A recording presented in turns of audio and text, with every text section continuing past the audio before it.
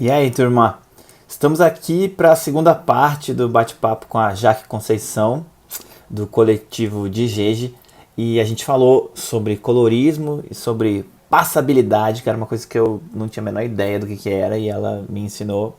Muito legal. O papo com ela rendeu demais. Você vai curtir muito aí a segunda parte com a Jaque. Aproveite.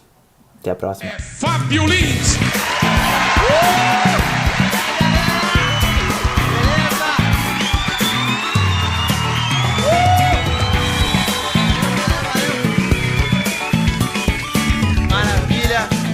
Podcast do Fábio Lins. Você comentou sobre a passabilidade. Uhum. E eu não sei direito o que é isso. Você poderia me educar, já? Que coisa mais freudiana.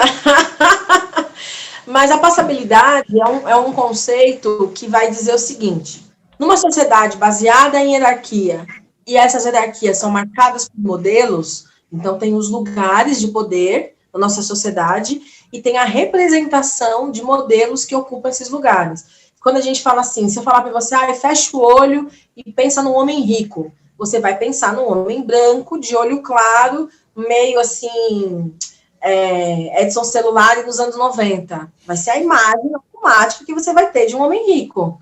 Você raramente um homem negro, baixinho, careca. Ou num homem gordo. Então, isso é modelo na hierarquia de poder. Então, você tem uma hierarquia, uma sociedade organizada por lugares de poder e os modelos que devem ou não ocupar esses lugares. O acesso a esses lugares é marcado de acordo com quanto mais próximo desse modelo você está ou não. Então, numa sociedade que valoriza a heterossexualidade, uma pessoa homossexual que, olhando, batendo o olho, você diz assim, ela é hétero, ela tem muito mais chance de ser aceita nos espaços do que uma pessoa que você olha e bate o olho e diz ela é gay. Então, a passabilidade é o quanto o seu estereótipo está mais próximo desses lugares de poder e desses modelos. Então, por exemplo, aqui no Sul é muito claro a questão do colorismo. É muito claro a questão do colorismo, foi ótimo. O que em São Paulo é duvidoso, uma pessoa negra de pele clara, ela pode ser vista como branca, dependendo do ângulo que se olha. Aqui, como um modelo de brancura é muito dado, qualquer coisa que fuja desse modelo é vista como negra. Aí tem as intersecções. Então, uma pessoa negra que é casada com uma pessoa branca, ela tem mais passabilidade social do que uma pessoa negra casada com uma pessoa negra. Porque, de qualquer forma, sendo de um grupo social de pessoas brancas, ela passa a ser socialmente aceita ao mundo branco. Desde que ela não fique falando esses negócios de racismo. Cara, o Nego Di falou isso. Eu não vejo sentido vocês ficarem falando dessas coisas de racismo, porque isso não tem nada a ver. É essa a educação que as pessoas negras aqui no Sul recebem. Posso falar isso assim, tipo, tranquilamente.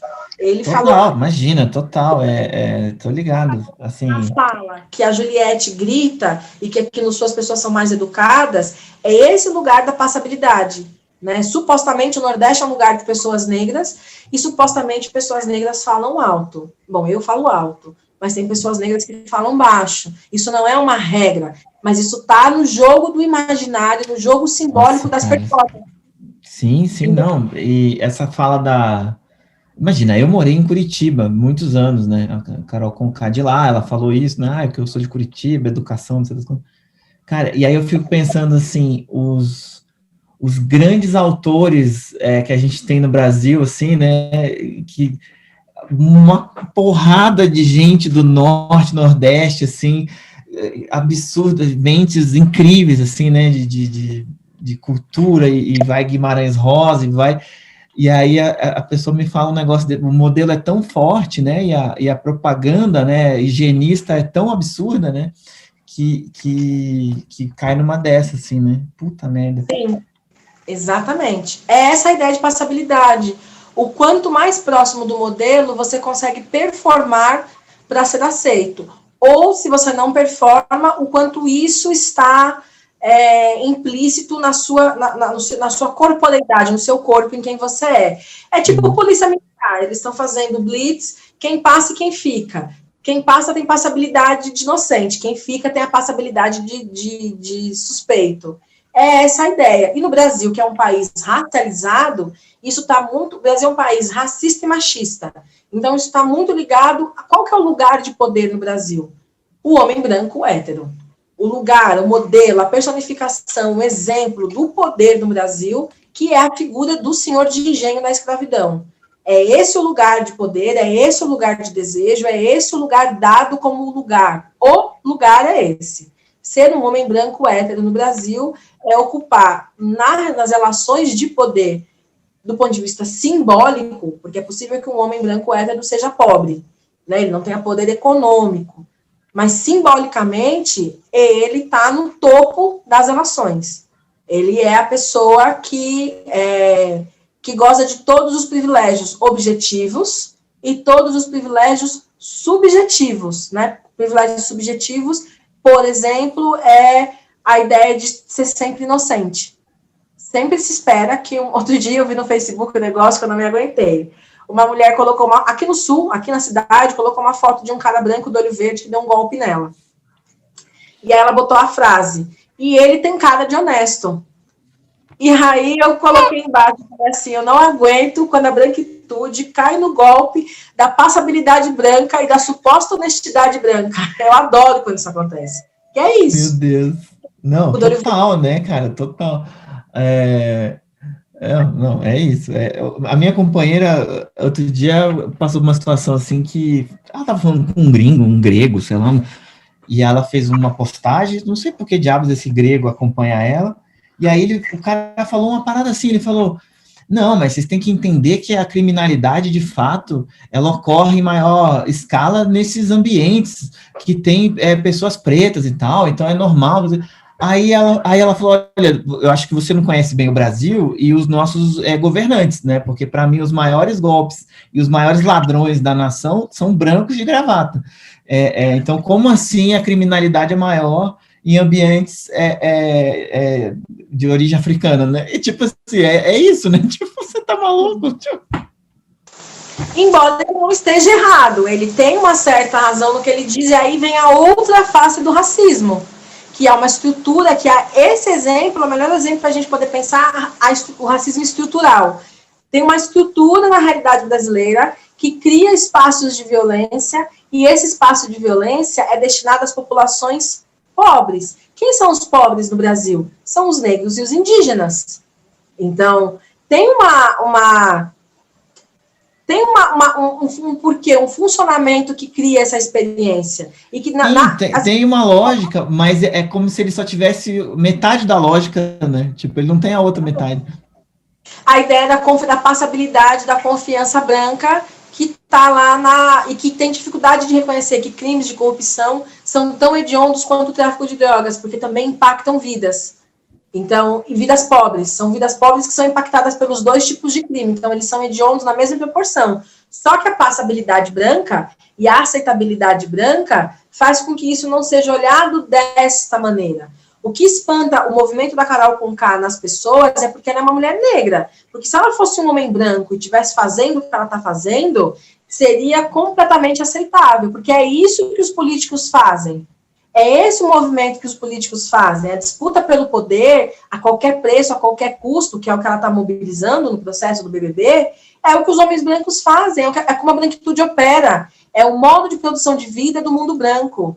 Custe o que custar, o poder será meu. Só que como é uma mulher negra e se espera que as mulheres negras sejam dóceis, amáveis, acolhedoras, que é a performance que a Carol Conká tinha aqui fora do Big Brother, uma mulher alegre, feliz, despojada, para frente, tudo bem, esse lugar é um lugar aceitável para as mulheres negras, a sociedade quer esse modelo de mulheres negras. De repente, ela se mostra uma pessoa completamente avessa, mas que é um típico homem branco. A cabeça dela é a cabeça de um típico homem branco, que a gente chama... Isso aí foi o que eu saquei, assim, tipo, que eu fiquei chocado quando eu vi ela e as atitudes acumuladas, né? Que eu falei, mano, essa mina é uma mina curitibana preta que tá agindo como um racista curitibano branco. É original fábrica. Faltou o selo, Curitiba. Cara, é muito louco. E aí todo o papo do modelo, né, que você estava explicando, é muito isso, né? E aí o que espanta as pessoas é isso, ela está quebrando um estereótipo, um modelo de mulher negra que não era aquilo que era esperado para a figura dela. Esperavam dela a performance, o modelo que ela reproduz na vida dela artística. E, na verdade, não tem nada a ver. Agora, sim, cá entre nós dois, eu como uma mulher negra lá das Pirambeiras da Brasilândia, muito dificilmente uma mulher negra vai chegar num lugar como ela chegou, em que ela opere muito bem as regras do mundo da branquitude. Não tem como. Você é um homem branco que deve viver entre pessoas brancas e deve saber muito bem que é assim que o mundo funciona. É essa que é a lógica. Então, é um salve-se quem puder, ou quem tem caráter, que é o que está faltando para ela, que é o que a gente tem questionado. Então, os limites são muito diluídos. Nessa experiência da... É que a gente não pensa branquitude, né? A gente fica falando de racismo e pensa que raça é só negro. Então, a gente não vai discutir como é que a branquitude funciona, como é que ela opera, quais são os mecanismos, os jogos de poder, o narcisismo, a manipulação. Então, tudo nela é um homem branco padrão de classe média, heterossexual. Tudo. Se tirar a pele negra dela e colocar um pinto, pronto, ela é um homem branco. Porque é isso. Tá? Sim, sim. Ela é um Pokémon, assim, um Pokémon que tá... Qual é aquele que explode assim, tudo? Agora, eu vou roubar uma manchete do jornal The Intercept, que eu vi hoje, e vou transformar em pergunta, que é como a Rede Globo dita o pensamento sobre a raça. Olha, eu vou te falar uma coisa que, quando eu fui para o Rio da última vez, eu fiquei pensando. Eu já fui para o Rio várias vezes, mas no final do ano eu fui para lá fazer campo do doutorado, que eu pesquiso ali no Cruz, e fui fazer campo nas rodas de samba que o filho dele tem feito, enfim. E aí, pude conhecer uma outra Rio de Janeiro, diferente da Rio de Janeiro que a gente conhece na televisão. Eu fui no subúrbio, fui nos bairros de morro, então tive essa possibilidade de transitar por outros lugares. E é muito louco, porque para a gente que é de São Paulo, por exemplo, a ideia das novelas das 9 parece que é uma ficção. Mas para quem vive no Rio de Janeiro, a novela das 9 é uma tradução da vida real. Toda aquela dinâmica, aquela marcação de poder, a empregada doméstica, aquelas disputas. Isso é a vida cotidiana no Rio de Janeiro. Eu fiquei muito assustada, inclusive, quando fui dessa última vez, porque cheguei a essa conclusão de que se para mim, de São Paulo, a novela é uma ficção, uma narrativa, para quem vive no Rio de Janeiro, tipo as mulheres de manhã cedo para pegar o BRT debatendo a novela do dia anterior. E muitas vezes as narrativas da novela são narrativas da vida cotidiana, de fato, delas mesmo, do mundo, desse mundo. E é louco isso, né? Porque a Lélia Gonzalez vai dizer que a mulher negra vê o mundo dos brancos de um lugar que os brancos não conseguem ver, que é o lugar da cozinha. Porque ela está por dentro de toda a vida cotidiana.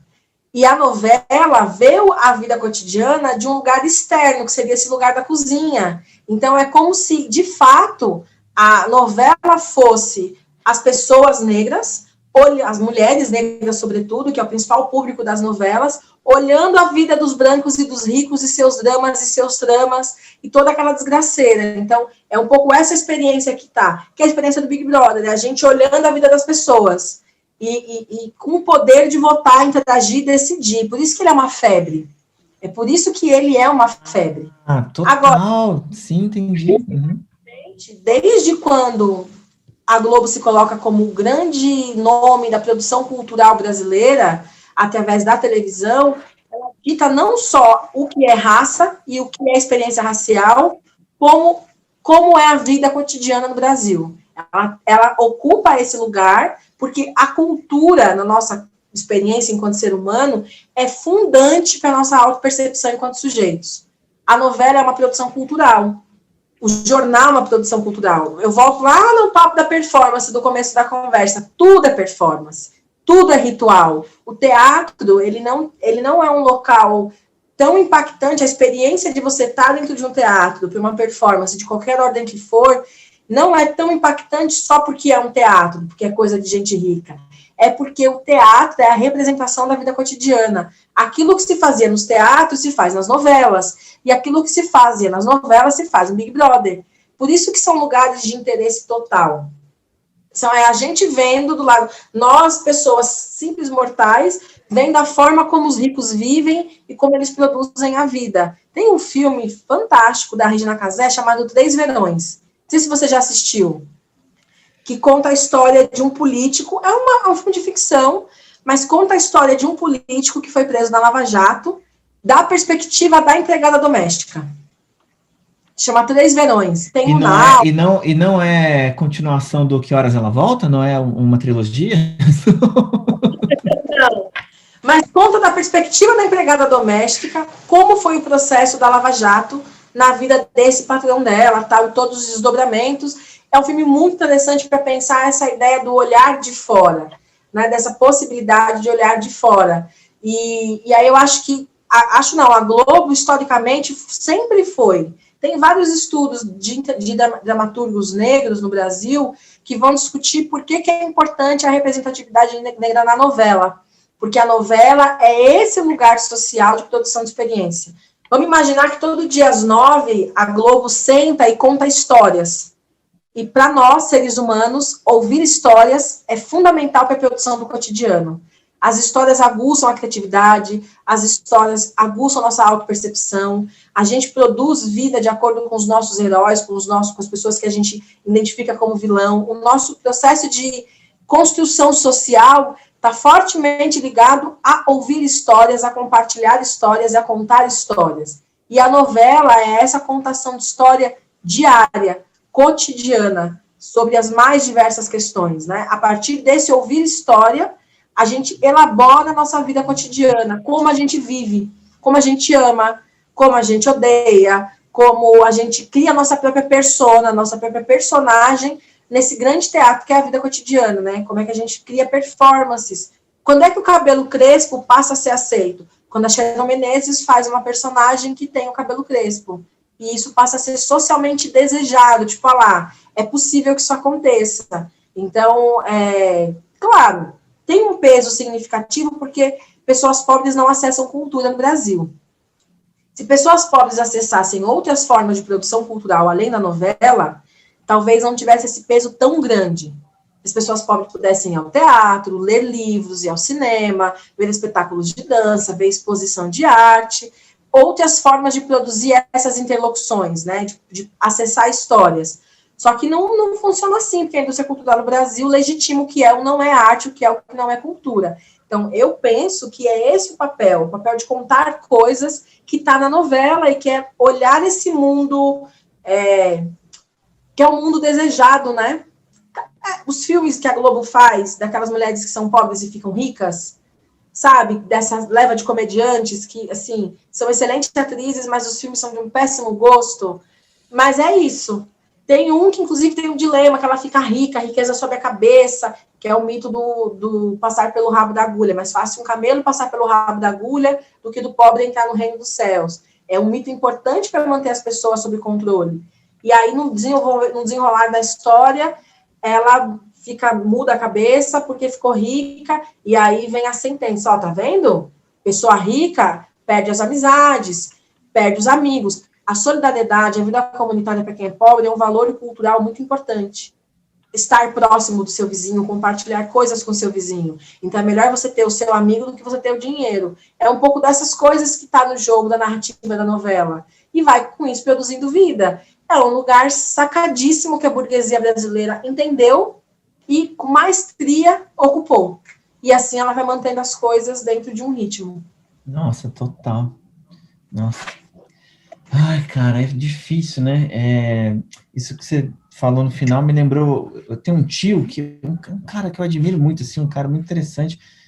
Tive a sorte de estar com ele no final do ano aí, no Natal, tal, ninguém pegou coronavírus.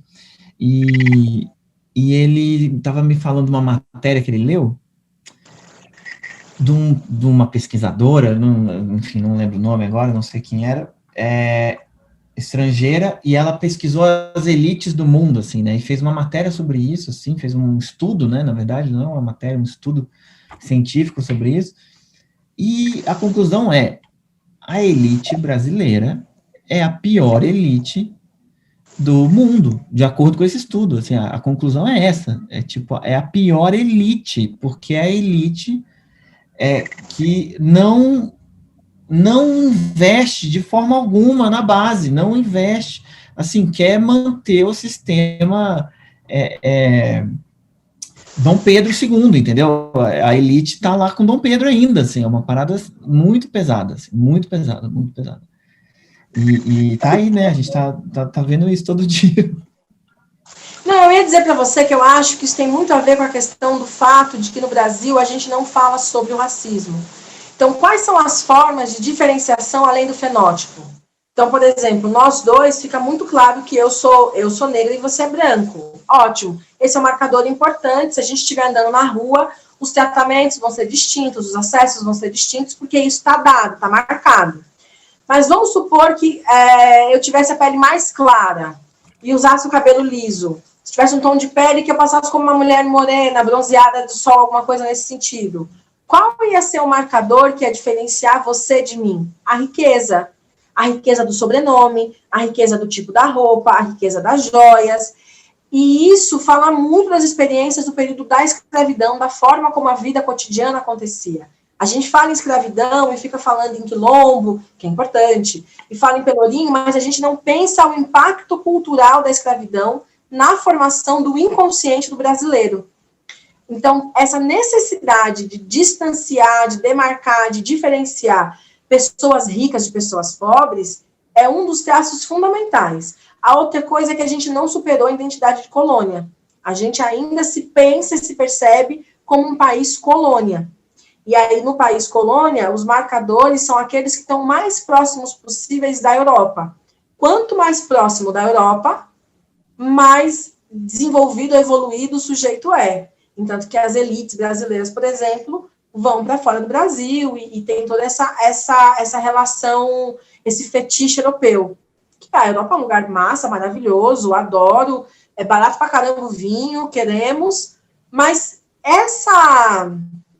Cara, tem um texto do Muniz Sodré, que é um professor da Federal do Rio de Janeiro, que já está bem velhinho, mas que ele está falando sobre samba, e ele diz assim: há uma falsa ilusão da elite carioca de se achar europeia, quando, na verdade, ela é tão preta quanto os africanos. Ela é tão os hábitos culturais, os costumes, a forma de vida do carioca é tão africana quanto qualquer africano, mas ela se cria essa autorrepresentação europeia. Eu sempre falo que aqui no Sul, se a gente estivesse na Europa, a gente tinha Angela Merkel como presidente e não essa merda que está aí. Porque nem educação as pessoas têm. Eu falo isso aqui no Sul direto. Aqui vocês se acham tão europeu e vocês não têm a menor educação para lidar com as pessoas. Assim, coisas absurdas vocês fazem aqui que fariam o europeu morrer de vergonha desse lugar, desse suposto lugar europeu alemão, ainda mais a Alemanha, né, que com todo o histórico do nazismo tem uma política educacional crítica muito forte em relação à diversidade, à perseguição racial, à xenofobia e tal. Então, eu acho que tem esse movimento das elites, não são só as elites, que a gente pode dizer também que as pessoas negras que têm muito dinheiro se portam dessa forma. E aí, essa coisa absurda. Eu tenho uma amiga que ela era brasileira, mas ela mora em Frankfurt, e ela é rica porque, enfim, caminhos da vida, ela é uma mulher rica. Os padrões europeus, ela tem uma qualidade de vida X. Uma vez a gente estava conversando sobre essa coisa de ser rico lá, que ela falou assim, olha, aqui quem é rico é muito discreto, porque é um valor social muito feio você esbanjar dinheiro. É feio uma pessoa rica esbanjar um carro ou uma bolsa cara, não pega bem para a cultura alemã. Como que a gente sabe quem é rico? Pelo que ele come, pela qualidade do alimento que ele come, pela qualidade dos móveis que ele tem na casa, né, de como é a casa da pessoa, e principalmente pelos hábitos culturais que essa pessoa tem. Porque ela pode comprar uma cultura diferente da cultura popular que é destinada às pessoas pobres que vivem na Alemanha. Claro que um pobre alemão é um rico no Brasil, né? Mas tudo bem, vem ao caso. E diferente do Brasil, como é que aqui no Brasil a gente sabe quem é rico? Pela quantidade de joias, pela marca da roupa, pela marca do carro, pelo apartamento que mora. que são marcadores que vão determinar e vão caracterizar e vão criar esse lugar, esse modelo de disputa. É muito Brasil Colônia, é muito Dom Pedro. É isso. Então, a gente não superou esse ranço ainda. E ainda continua no fetiche do senhor de engenho, né? Porque o homem branco ainda é o centro é o centro da vida. Carol Conká fez o que fez por causa de um homem branco. Porque ter um homem branco, estar com um branco, é sério! É o centro do poder. Então, cara, eu posso te dar N exemplos de mulheres negras que têm parceiros brancos, e parceiros brancos que têm um determinado tipo de poder, e que isso permitiu para elas alcançar determinados lugares. Eu posso te dar vários exemplos. Só não vou te dar um para não ser processada, mas tirando esse do processo, eu posso te dar muitos outros exemplos, e isso é isso, porque a branquitude é um status. Não, eu não tô duvidando, não. Eu só tô achando engraçado mesmo, é isso. Engraçado triste, né? Tipo. O meu status. Não, faz todo sentido. Emendando no Big Brother, teve um momento ali entre o Projota e o Nego Di, que eles parece que não estudaram colorismo, assim, né? Porque eles acham que o outro menino lá não é preto, né? E aí eu fiquei pensando igual você falou dos signos e tal, se, por exemplo, o cara que, como ele chama, Gui, não sei, se de repente ele se vestisse com outras roupas, o Nego Di e o Projota não iam botar ele como um cara negro. Talvez tivesse um reconhecimento dessa negritude, por conta da questão dos signos, dos símbolos que o sujeito opera e que ele vai organizando para poder falar sobre ele. A gente brinca dos afro-africanos, que é a galera que bota uma roupa africana para poder reforçar a negritude, como um marcador de diferença desse corpo neutro, porque o corpo negro, ele é um corpo racializado, visto como negro, marcado como negro, mas ao mesmo tempo ele é neutro, ele não tem nenhum valor social. E aí a roupa africana, ela dá um valor para ele, que é esse valor africano, que ele tem um endereço, um lugar, ele tem um ponto de referência. Então a gente brinca dos afro-africanos, né? Que se veem mais africanos do que os próprios africanos. Isso é uma piada do movimento negro, mas que é um debate importante, que tem tudo a ver com a ideia de colorismo. Porque na ausência do principal traço fenótipico, que é como a gente baseia o que é negro no Brasil, a partir dos traços do corpo e do rosto e do cabelo, se busca outros símbolos e outros signos para legitimar essa experiência racial. Eu penso muito que a ideia de racialidade é uma ideia construída, o sujeito constrói essa ideia, porque ele pode ter todos os traços fenotipicamente negros, mas ele pode não se compreender como uma pessoa negra, ou não compreender o que é de fato ser negro. Ao mesmo tempo que a pessoa pode ter uma linhagem negra, uma descendência negra em algum ponto da sua genética e se reconhecer como uma pessoa negra porque as suas experiências culturais, familiares, comunitárias, vêm desse lugar do que é negro, vem do candomblé, vem da congada, ou vem do jongo, mas vem de algum lugar que a gente identifica aquele lugar como um lugar negro, produzido por pessoas negras, mantido por pessoas negras. Então, tem esses dois movimentos, né, para pensar em identidade negra. Claro que não faz o menor sentido, por exemplo, um homem, como você fala assim, então eu sou negro porque meu tataravô era negro. Tá, mas e a tua socialização? Em que modelo ela aconteceu? De que forma ela aconteceu? Porém, eu tenho amigos que são homens brancos, como você, mas que cresceram na periferia, num ambiente negro, e reconhecem as suas experiências culturais como negras, e não conseguem se reconhecer como brancos. E aí não vou eu virar para ele e dizer assim, então você cresceu no Jaqueline, nas quebradas da Zona Oeste de São Paulo, mas você tem um olho verde, e então você é branco. Porque as experiências que vão construindo ele enquanto sujeito do mundo, um cara que canta rap, etc, etc, faz com que ele se perceba assim. O que é importante num caso ou no outro? Que ele tenha consciência da passabilidade. Por isso que a educação racial ela é importante. Ele, como um homem branco que se reconhece como negro, vai ter uma passabilidade infinitamente maior do que um cara como o Lucas, por exemplo. É por isso que a educação racial no Brasil ela é tão importante. para que a gente consiga entender como essas coisas funcionam.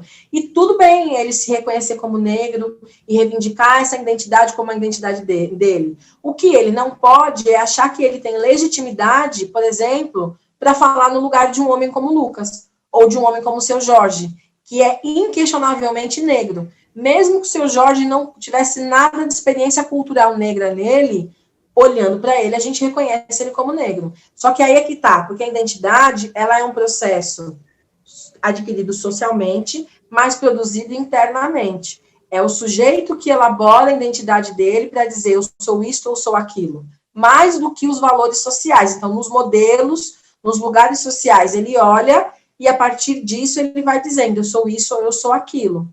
Por isso tem até nada a ver, mas tudo a ver. Tem algumas pessoas que falam que se não falar de racismo, ou se não ensinar para as crianças o que é gay, não vai ter ninguém gay. Porque aí tem uma diferença. A forma como o sujeito produz o desejo, que não tem nada a ver com experiência social, não, tem também, né? Como a gente está falando da pornografia. E a forma como o sujeito se identifica. É possível que eu seja uma mulher que se identifica de forma dentro dos marcadores do que é feminilidade, mas produz o meu desejo, por exemplo, para outras mulheres. E uma coisa não tem nada a ver com a outra. E pode ser que tenha também, mas não são determinadas, porque a identidade é esse processo, a identidade negra também é esse processo, de algo que se constrói na relação, principalmente na relação com o branco, porque é o branco que diz pra gente quando a gente é negro ou não. É muito louco isso, mas é o sujeito branco, é a experiência branca, é o mundo branco, é a branquitude enquanto local de ideias, uma forma de produção de vida, que diz quando a gente é ou não é negro, porque que aponta essa negritude e fala, você é negro, você está sendo negro, eu estou te vendo como negro. E aí já tem 500 mil desdobramentos depois. 700 mil.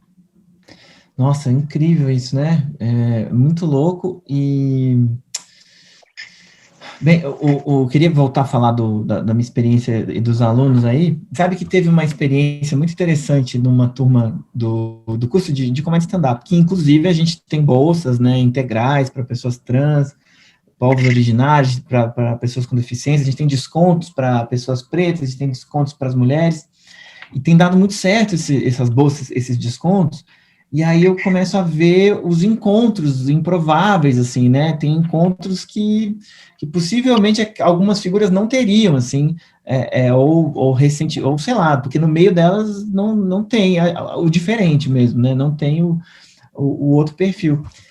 E aí, foi muito interessante que tinha uma aluna que ela é negra e super engajada e tal, e a gente gerava os debates na sala e pensava nas piadas e como é que é isso, e quem que ri disso, quem que não ri, não sei o que. E aí, no final do processo do curso, teve um outro aluno que foi para ela trocar uma ideia com ela, porque ele meio que se descobriu negro durante o curso, pelos depoimentos dessa outra menina, e pelos debates que geraram ali no encontro, e aí ele começou a falar, ai, caramba, eu acho que eu sou preto. E aí ele foi conversar com ela, foi mó bonito, assim, e ele meio que, tipo, cara, eu sou preto, ele foi perguntar para ela, assim, e ela, né, ouviu, conversaram e tal, não sei o quê, mas é muito maravilhoso essa potência da diferença que a gente tem aqui. E é muito triste a falta desse encontro saudável, né? Assim, porque a gente tem encontro, e geralmente é porrada, mas a gente criar mais esses encontros, que eu acho que é como esse nosso encontro aqui, por exemplo. Então, eu queria já que agradecer pelo encontro com o Fábio, não com Fátima, encontro com o Fábio.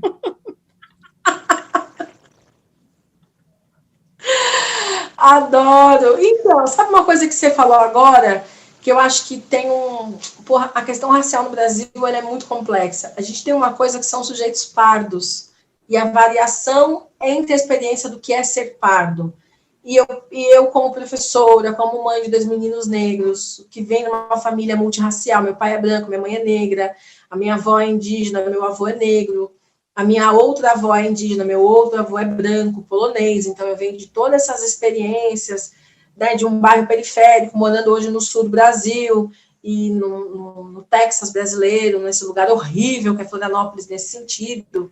É tão linda geograficamente e tão podre culturalmente. Enfim. a gente fala muito pouco sobre isso, a gente pensa muito pouco sobre isso. E a gente acha que sempre são saídas bilaterais, ou eu sou branco ou eu sou negro. E acho que é possível, você usa a palavra preto, né? E a Lélia Gonzalez vai dizer que preto é uma identidade política, negra é uma identidade racial, que a branquitude impõe, e preto é uma identidade política. O sujeito conquista essa identidade à medida que ele se percebe como um sujeito preto, e que isso não tem só a ver com o fenótipo, isso tem a ver com uma série de experiências que se produz e que se vivencia. Mas a gente nunca pode perder de vista a passabilidade do colorismo, a aceitação do colorismo. Então, tem um peso, eu tenho irmãs de santo que são brancas do olho verde. Tem um peso elas serem de terreiro e eu ser de terreiro. Porque tem lugares diferentes que os nossos corpos ocupam na sociedade. Mas acho que fundamental do que você trouxe agora no final é isso. Não dá pra gente ser ingênuo e achar que não rola uma política do ressentimento, que pessoas negras não têm raiva ou não têm ressentimento de pessoas brancas, porque pessoas brancas torturam pessoas negras a vida inteira, mesmo sem perceber. Eu acho que para as pessoas brancas tem um desafio que está na ordem do dia, que é estar o tempo todo se auto-percebendo nos processos sociais. Estou sendo racista? Conscientemente, inconscientemente, assim como tem para os homens. Esse flerte aqui é um flerte ou é um abuso? Peraí, deixa eu me perceber aqui. Estou paquerando uma mulher ou estou sendo abusivo? Até que ponto isso aqui está sendo bom ou eu estou sendo machista? Infelizmente, é esse o processo que está colocado sistematicamente para pessoas que ocupam um lugar de poder. Elas precisam rever as suas posturas o tempo inteiro, até que a gente entre num estágio social onde a violência não seja mais um modo de relação social. A violência de qualquer tipo, a violência contra a natureza, contra animal, contra a pessoa, contra o outro sexo, a outra raça, mas a nossa sociedade ela é muito violenta, e ela usa da violência psicológica, econômica, física, como forma de produção de vida cotidiana. É assim que a gente se relaciona, através desse processo de criar modelo e obrigar as pessoas a querer serem iguais umas às outras, a desejarem as mesmas coisas. Isso é um tipo de violência psicológica muito forte, que as crianças já crescem nesse modelo social. Então, acho que é o desafio que está colocado para as pessoas brancas, é esse desafio de autopercepção o tempo inteiro, de deixa eu me entender aqui o que está acontecendo, deixa eu me perceber, deixa eu me sentir, eu fui racista, como é que eu vejo na próxima vez isso? Que é o que a gente chama na análise de sujeito advertido, que é estar sempre um passo antes para se observar na situação, é ter a advertência dos seus traumas, ou no caso, por exemplo, das pessoas brancas e dos homens, a advertência do seu local de poder. Então, o homem tem um lugar natural dele de poder que estimula nele a violência e legitima nele a violência. Então, ele sempre tem que estar advertido de como é que ele não opera na violência, de como é que ele opera numa outra linguagem. É um desafio dos homens, e não tem o que fazer. Esse é o desafio. Quem está disposto a rever o seu machismo, é esse o desafio que está na pauta do dia. A mesma coisa a questão racial. Então, não dá para esperar que as mulheres não tenham medo dos homens, porque nós vivemos uma sociedade onde os homens nos machucam todos os dias. Aqui nessa conversa deve ter morrido pelo menos umas 5 mulheres, fora as que apanharam, as que foram estupradas. É essa a realidade que a gente vive. A mesma coisa está colocada para as pessoas brancas. Então, não dá para esperar um mundo onde as pessoas negras não vão ter o ressentimento, ou o medo, ou até a raiva, a repulsa, porque são essas as sensações que o racismo desperta em pessoas negras. E me coloco, inclusive, nesse lugar também, porque sou uma pessoa negra. Mas é fundamental que a gente crie espaços onde esses sentimentos das pessoas negras possam ser vistos, revistos e elaborados. Não é preciso que eu tenha medo o tempo todo de pessoas brancas. Não é necessário isso. Mas eu só consigo chegar nesse lugar de entender que você não vai me agredir, porque era essa a dimensão do meu medo, depois de anos de fazendo análise. E conseguindo elaborar isso porque historicamente era essa a experiência. As imagens da escravidão são pessoas brancas agredindo pessoas negras. Os filmes de escravidão mostram isso. Os livros das escolas mostram isso. A sociedade me ensinou isso. Né? Ao longo da minha vida, eu fui violentada psicologicamente por pessoas brancas a vida inteira. E ainda sou todos os dias, cotidianamente. É um processo cotidiano, ter que lidar com isso. Então, Por isso que eu acho que dessa experiência toda do DGEG, para encerrar, eu fui me construindo enquanto psicanalista nesse processo, mas fui entendendo que é preciso que a gente não só crie espaços de acolhida para pessoas negras, para que elas tenham um local seguro de escuta, que elas tenham um local seguro de acolhida, onde elas possam falar dessas coisas sem ter vergonha, sem ter medo, sem ter receio, mas que isso demanda uma formação específica, né? Então, acho que todo o processo que eu vim desenvolvendo nesses 7 anos no DGEG é para potencializar as possibilidades da gente superar o racismo. E para superar o racismo, a gente precisa educar racialmente pessoas brancas e pessoas negras, porque ambas precisam entender o que é o racismo, e a gente precisa acolher as pessoas negras nesse processo de violência psicológica do qual elas são submetidas ao longo da vida. Então, acho que hoje, fazendo um balanço desses 7 anos do DGEG, do que foi essa jornada até aqui, acho que o que fica para mim foi a possibilidade de conseguir produzir esses 2 espaços, tanto o espaço de formação, com os cursos, quanto o espaço de acolhida com a Ionene, que é a plataforma de formação em psicanálise, que forma psicanalistas para lidar com essa demanda, mas que também atende pessoas negras que vêm com essa demanda, porque é preciso esse autocuidado, é preciso esse... Eu, como uma mulher negra, fiquei muito triste de ouvir a Carol Conká dizer que quando ela percebeu que um homem branco desejava ela se sentiu especial. Olha aquilo que a gente falava, né? O lugar de destaque ainda é do homem branco, e a base é da mulher negra. Então, é quase o mito da Cinderela sendo... Sabe a Cinderela que é salva pelo príncipe e deixa a vida de sofrimento? Isso é cotidiano, isso é dolorido, mas não precisa ser assim. Porque eu não preciso olhar para você e ver em você o símbolo do poder e dizer, meu Deus, agora ele me quer. Mas eu posso olhar para você e ver um homem, você pode olhar para mim e ver uma mulher, e a partir disso a gente produzir vida. A questão é que mulher negra não é nem mulher, é alguma coisa que a gente não sabe nem o que é.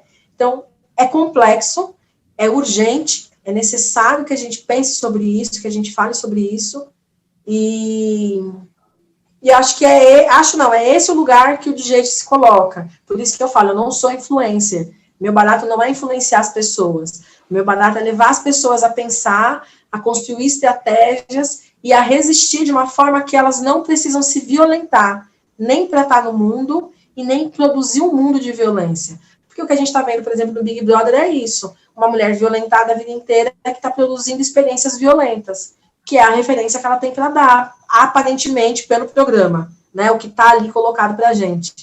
E isso é muito triste. A gente precisa quebrar esse ciclo de alguma forma. Não, total. Eu gosto muito de te ouvir, cara, é uma parada, você fala muito bem, impressionante. Sabe, eu vou continuar o papo aqui, já era.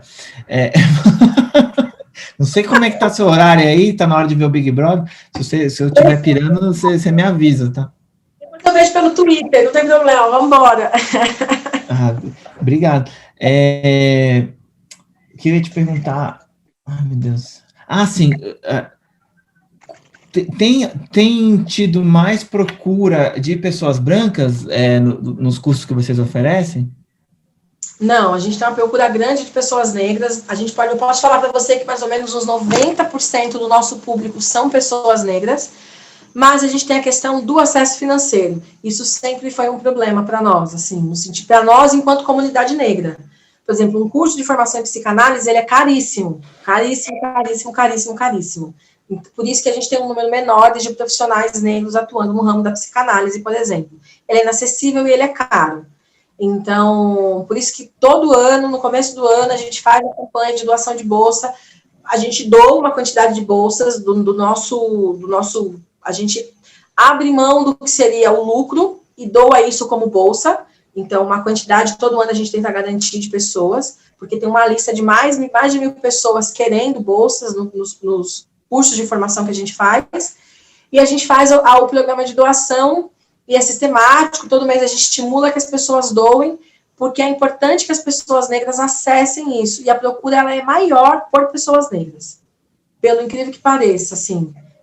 E é muito bacana E tem muita gente que fala assim, olha, eu não tenho o menor interesse em fazer o curso, mas eu posso doar 1, 2, 10, 15 bolsas, e tá aqui, tô doando e vocês destinam.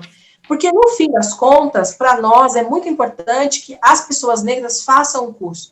É importante que pessoas brancas façam, mas o mais importante, porque é isso, o fato de eu ser negra não quer dizer que eu tenha uma formação racial prévia.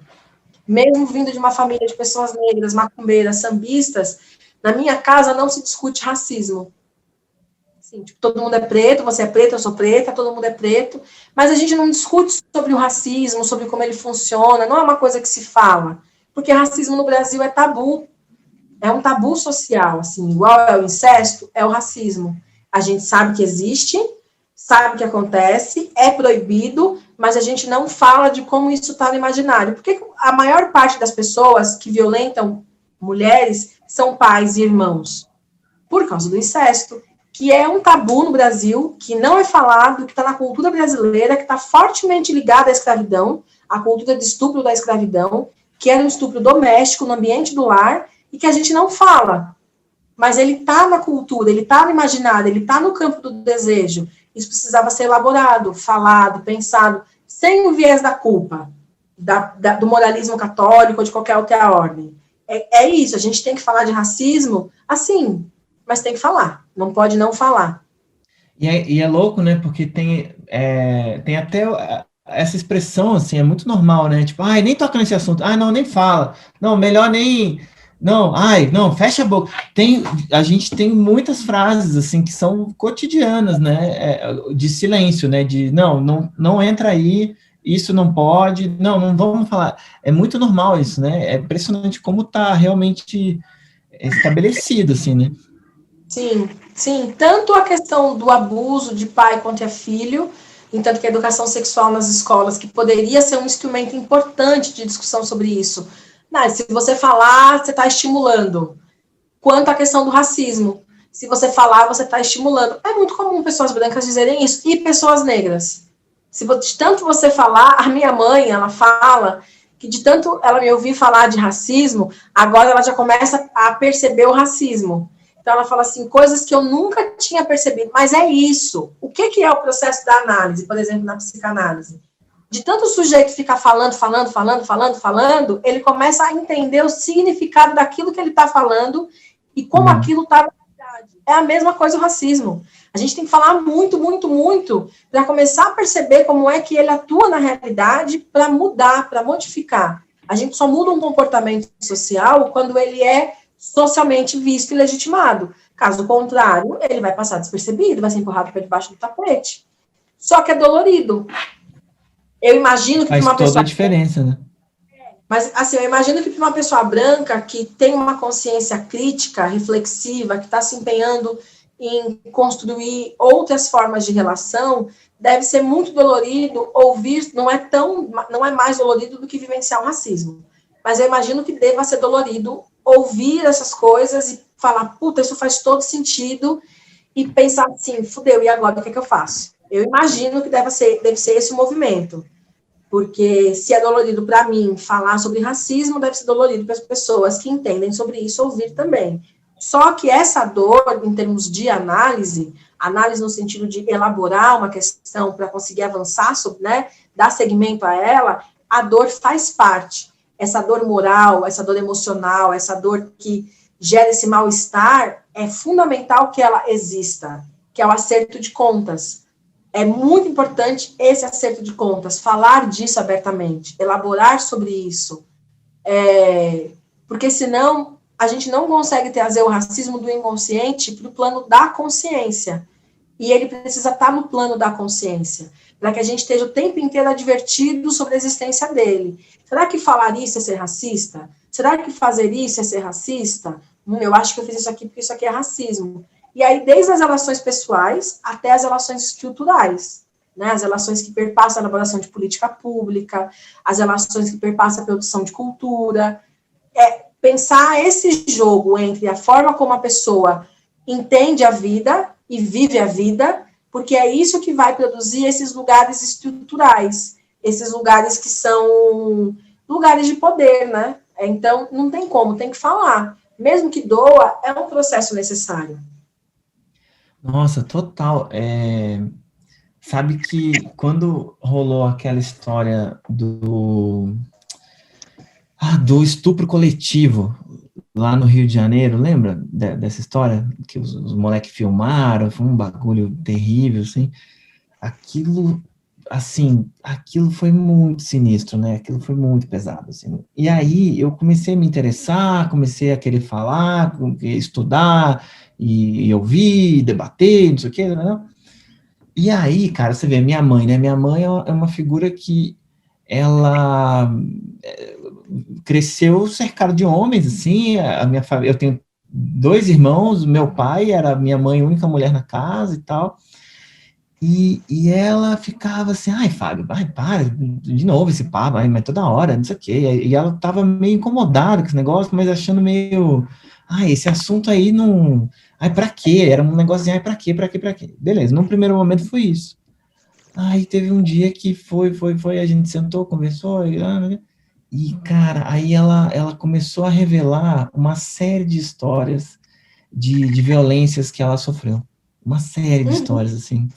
E aí, para ela, justamente, né, foi o processo de falar, foi o processo de ouvir, falar, dialogar, e aí ela foi mudando, assim, como ela enxergava aquela parada, assim, tipo, e aí é quase como se ela tivesse recuperado sei lá, uma lembrança que ela tinha suprimido, assim, uma coisa meio forte, assim, sabe? E aí eu desabei, enfim, né, foi uma desgraça, mas ao mesmo tempo foi muito potente nessa percepção, assim, de falar, cara, é difícil, a gente treme a voz, né, a gente fica meio, caralho, e dá ansiedade, e às vezes não sabe a melhor maneira de expressar, e levanta o tom e briga, mas ali começa um processo possivelmente de cura, assim, né, ou de achar o band-aid, sei lá, não sei se cura, mas de, sabe, assim, tipo... Em termos psicanalíticos, o nome que a gente dá para isso é elaboração. Uma vez que você elabora um trauma, ele deixa de ser algo que te paralisa, porque você passa a ter uma outra compreensão dele. É como se ao invés dele te dominar, você consegue ter uma racionalidade sobre ele. Pessoas negras têm muita dificuldade de falar sobre racismo, porque também é falar de dores. Então, não fala disso, deixa isso daí para lá.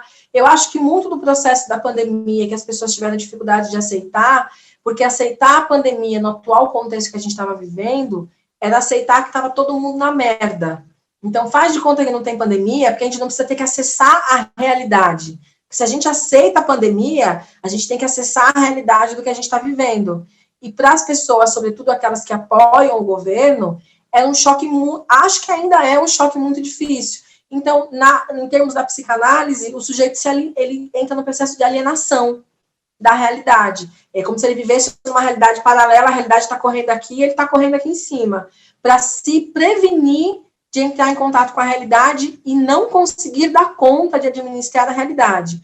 O que a nossa cabeça faz, nossa psique, ela trava essa memória, ela apaga essa memória e a pessoa vive descolado disso.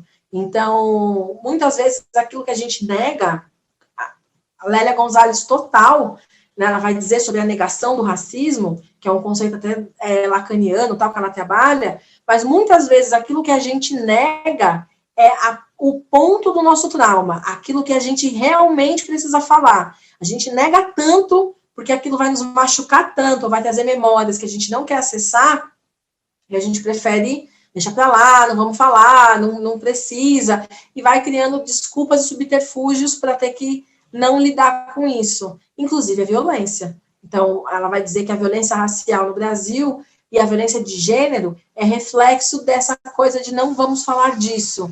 Então, a gente usa a violência como forma de falar. É como se a violência fosse falar de um outro jeito. Não falar é falar, né? Tipo, quando eu digo eu não quero falar sobre violência de gênero, de alguma maneira eu estou dizendo que eu estou falando disso de alguma forma. É meio doido, mas é assim que funciona de fato, assim, é esse o mecanismo mesmo. E ele é necessário, como você disse, né? Dolorido, mas ele é necessário.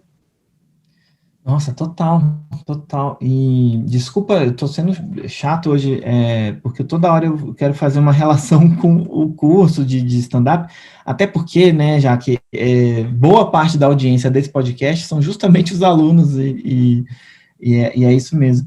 Mas isso aí que você está falando é muito o processo que eu convido as pessoas, que eu faço um convite no começo do curso, que é o seguinte, ó, vocês podem escrever e fazer as piadas sobre o que vocês quiserem, eu vou estar aqui para ajudar e tal, a gente vai fazer o processo técnico, não sei o quê, mas eu vou fazer uma provocação.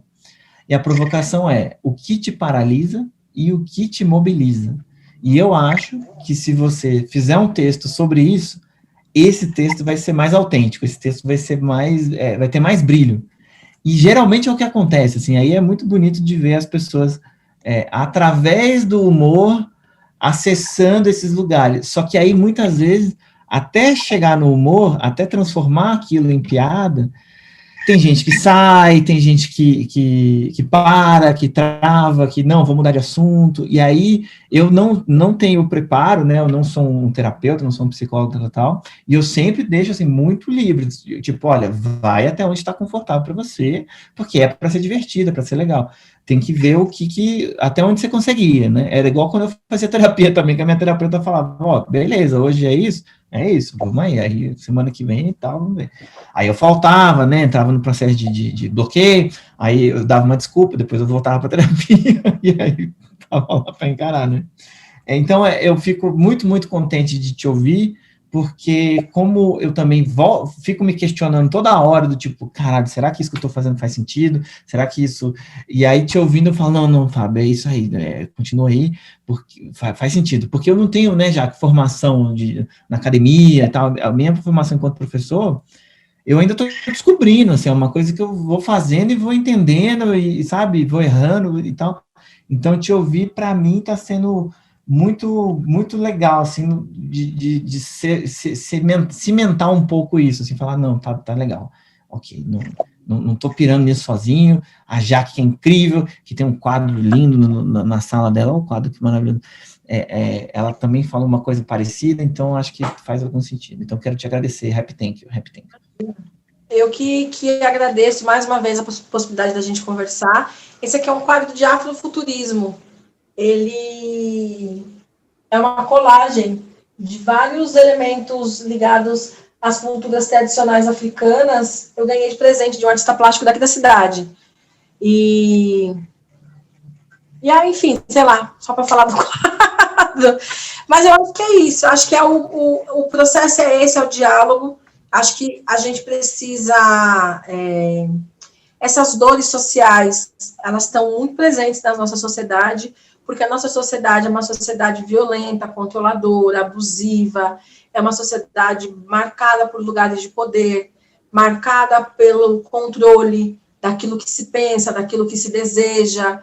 A gente tem uma relação muito ruim com o nosso próprio corpo, no geral, todos nós no Brasil, é uma coisa que paira, cada um dentro do seu quadrado, né, a relação que você tem como homem branco é uma, eu como mulher negra é outra, uma mulher trans, uma pessoa cis, uma pessoa, e assim vai.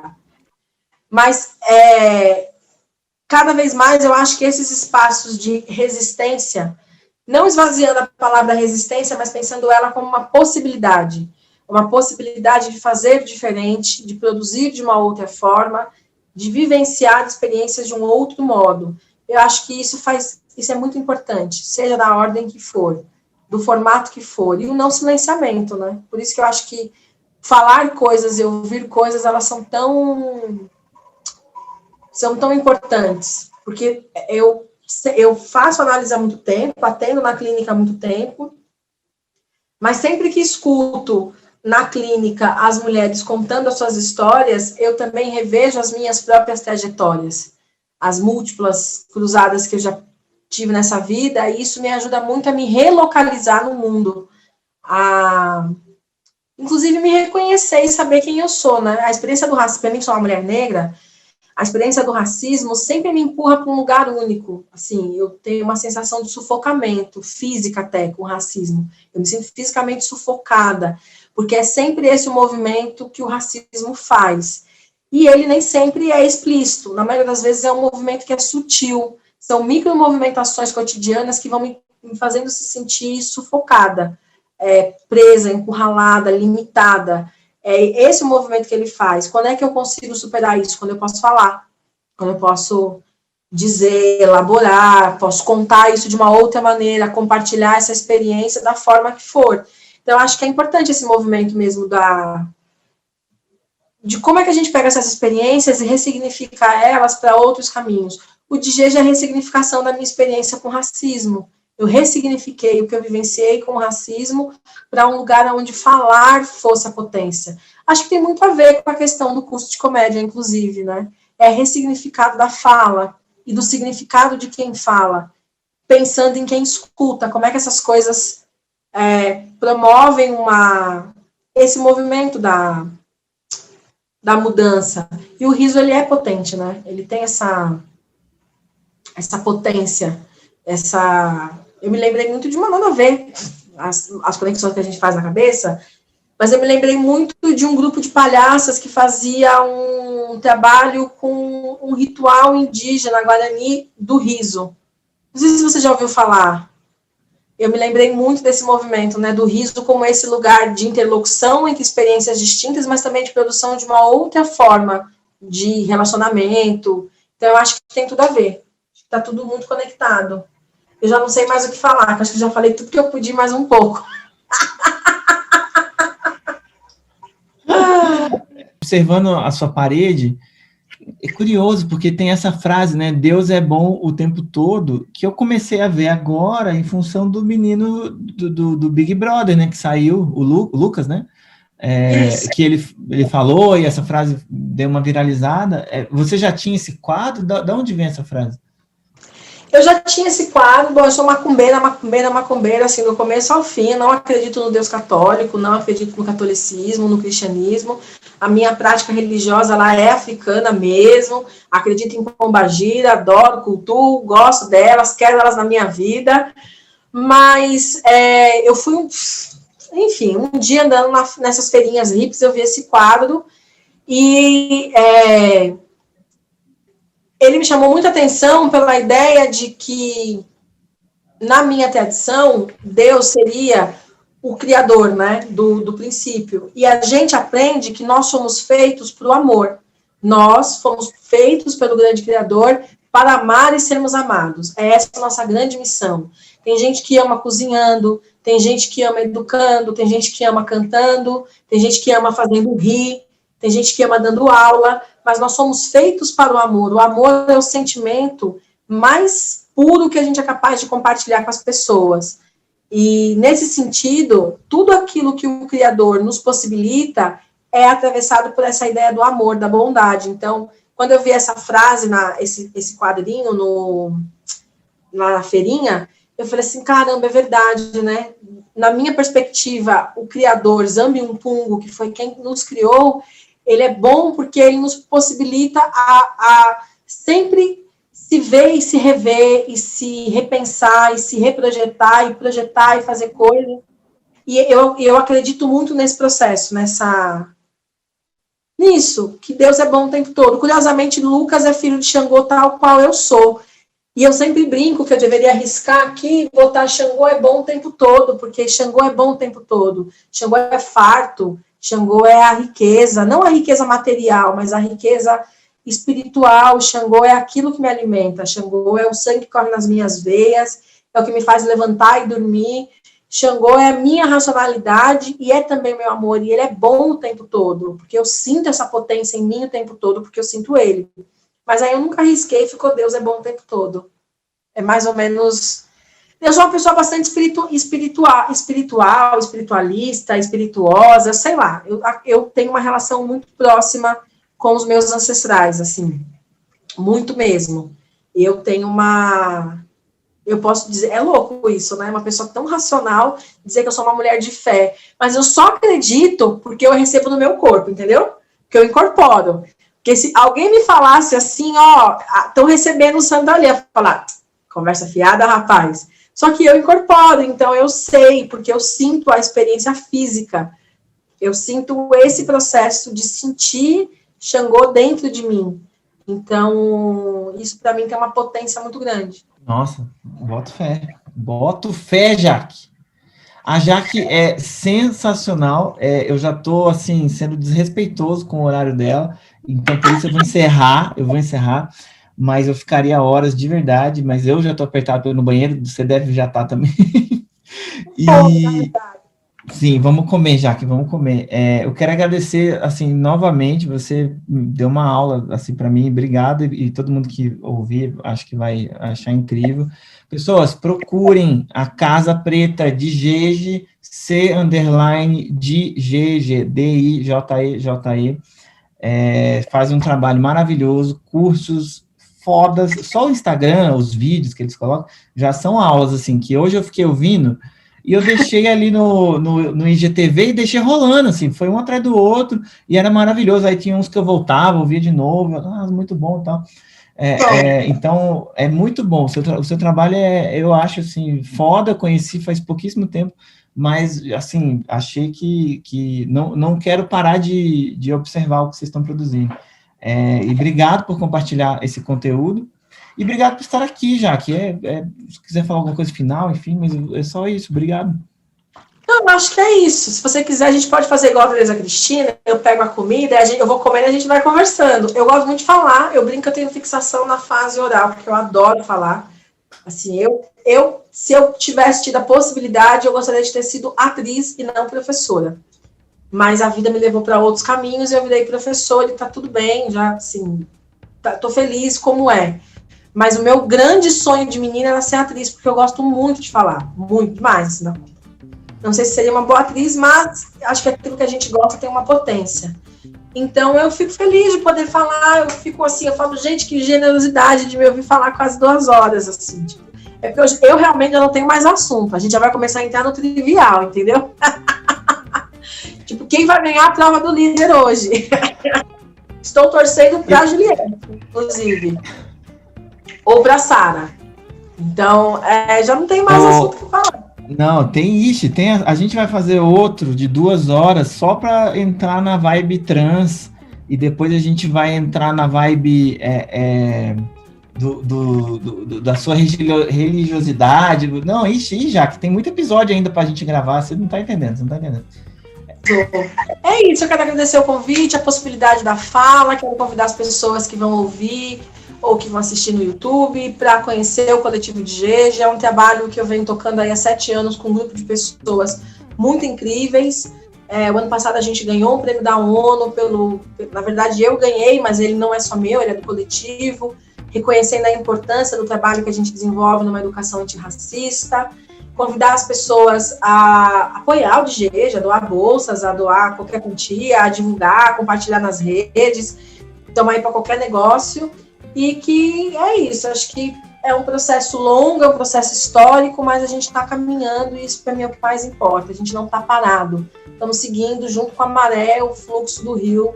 Na verdade, a gente está seguindo o fluxo do rio para chegar no mar, né? E o mar é esse lugar que eu espero que a gente possa ter uma sociedade para todos e de todos, assim, que a gente consiga superar essas loucuras todas que nos atravessam e muitas vezes nos limitam. Né? Esses marcadores, às vezes, limitam a possibilidade da produção de uma experiência. Eu, como boa antropóloga, acredito muito na produção da experiência. É produzindo experiência que a gente muda a vida cotidiana, é se ouvindo, falando, aprendendo.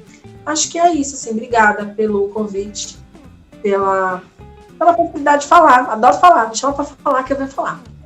Chamarei, já que é incrível.